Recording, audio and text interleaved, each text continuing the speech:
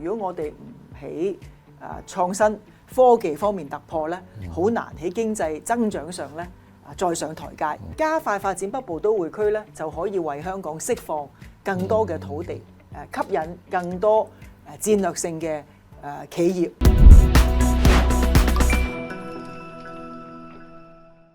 各位觀眾朋友，大家好，歡迎大家收看教育建言。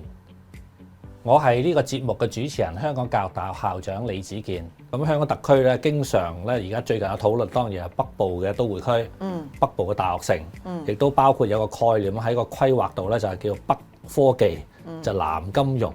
其實喺呢方面，可唔可以介紹一下你嘅理解係點樣嘅發展方向，令到我哋同埋青年人將來去部署或者去考慮，會多啲嘅思考路徑咧咁。國家好支持香港，將香港一個北部都會區嘅發展咧擺咗落15規劃綱要。咁你可能會問，點解對北部都會區發展咁重視呢？其實正正係國家支持香港發展成為創科中心嘅一個重要載體。創科中心對國家對香港都係至為關鍵，因為大家都知㗎啦，如果我哋唔喺創新科技方面突破咧，好難喺經濟增長上咧再上台階。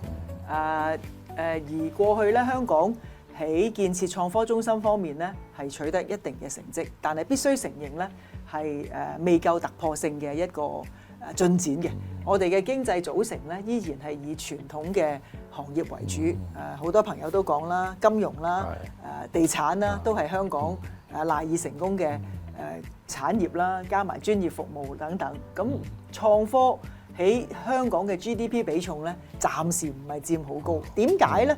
其中一個原因就係我哋缺乏土地，因為好多嘅創科公司或者好多嘅戰略性嘅項目咧，其實佢哋都要有土地先至會落戶。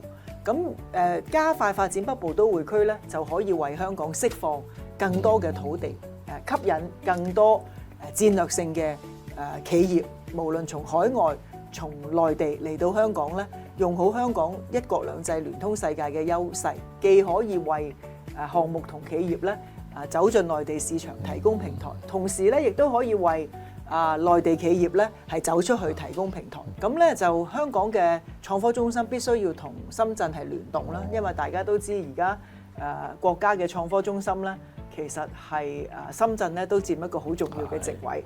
咁咧香港同深圳如果聯動起嚟做好我哋區域性嘅創科中心咧，相信咧係會為年輕人咧提供咧更多嘅發展機會。咁所以希望年輕人咧都係可以裝備好自己。我相信年輕人咧都會成為北部都會區嘅一個參與者嘅建設嘅參與者。最近係咪會因為咁，於是又談到呢個叫河套區？咁啊包括咗河套同香港園區，同埋對內地我哋嘅深圳嗰方面嘅河套區，慢慢會對接。其實係咪呢個都係一個大嘅發展嘅佈局咧？其實河套區就係北部都會區嘅其中一個重要嘅組成部分啦。咁而河套區咧係連接內地嘅最近嘅一個區。咁大家都知道而家我哋要實現咧，係喺河套區裏邊嘅要素自由流動，包括係人流、物流、資金流、數據流、生物樣本流動等等。咁咧，我認為河套區咧係一個好好嘅試驗田，正正係因為佢係最鄰近邊境嘅一個區，而且咧河套區咧已經係唔係一個規劃中，亦都唔係一個打地基嘅過程。其實其他北部都會區咧，坦白講，仲係喺度建設中，仲需要一啲時間。但係河套區咧，我哋最近立法會去考察，已經有3棟大樓建成，而且陸續咧會有其他地方係可以供市場係去使用。咁呢個區已經正正係如果用特區政府嘅講法，已經係出咗世㗎啦。企業已經可以落戶，年輕人可以去嗰度咧揾機會，甚至創業㗎啦。希望好多大學啊，或者連埋一啲內地尖端嘅機構等等咧，係進駐呢個北部大都會，以至到個大學城嘅發展。呢個對年青人將來都應該有好多發展嘅空間同埋潛力。對整體嘅規劃以到未來，你有咩睇法咧，或者建議俾我哋咧？Starry，大學城對香港或者對區域嘅發展咧，至為關鍵。國家喺10年裏邊咧，要建設係成為教育強國啦、科技強國同人才強國。大家留意教育強國係行先，因為教育咧係培養人才最重要嘅目的，梗係要培養我哋嘅年輕人，讓佢成為一國兩制嘅接班人，讓佢喺各個層面咧都能夠發揮。咁除咗培養本地學生，我哋亦都要為我哋國家嘅發展咧係培養人才啦。國家要求我哋做國際高端人才聚集高地。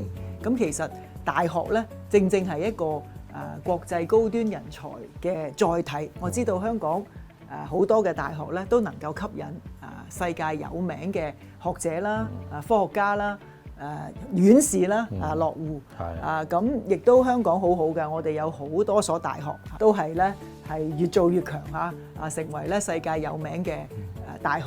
咁正正係我哋要用好我哋嘅強項咧，都吸引不同嘅朋友咧嚟到香港咧係去就學啦。咁同時如果合適嘅時候，都讓佢哋留喺香港或者大灣區，係為國家嘅建設咧係貢獻力量嘅。因為如果你睇返其他大嘅城市咧，佢哋都係一個教育樞紐嚟嘅。點解佢哋能夠發展得好咧？其中一個原因就係吸引世界各地嘅人才喺嗰度發展。咁另外一點咧，就當然係科技啦。大學除咗係培養人才咧，校長你都好熟悉啦嚇，就係要轉化科技。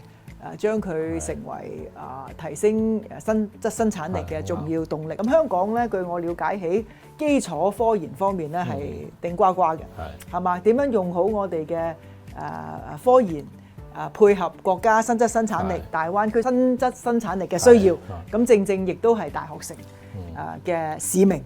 咁所以教育科技人才一體化咧，咁其實喺大學城咧係一個重要載體。咁我哋今日之榮幸同埋開心咧，請到 Starry 大主席李慧瓊教授咧，同我哋分享好多真知灼見嚇，多謝你 Starry。好多謝校長，多謝各位觀眾。